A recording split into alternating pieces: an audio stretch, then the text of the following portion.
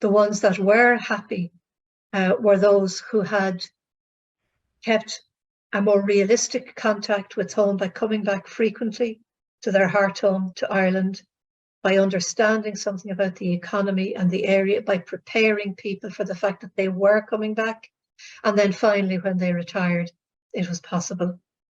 And it's to me, it's really difficult when I was speaking to these people, how to understand why that notion of only staying for a temporary time, for a short period of time and coming home, how that didn't happen.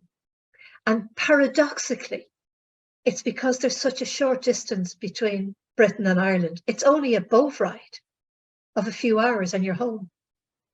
So it was always in the back of their minds, well, sure, it's only a few hours, sure, I can go home anytime. And so they didn't. Whereas the comparison I've made, or the contrast with those who went to America, they knew that wasn't a possibility. So they put down roots an awful lot more quickly.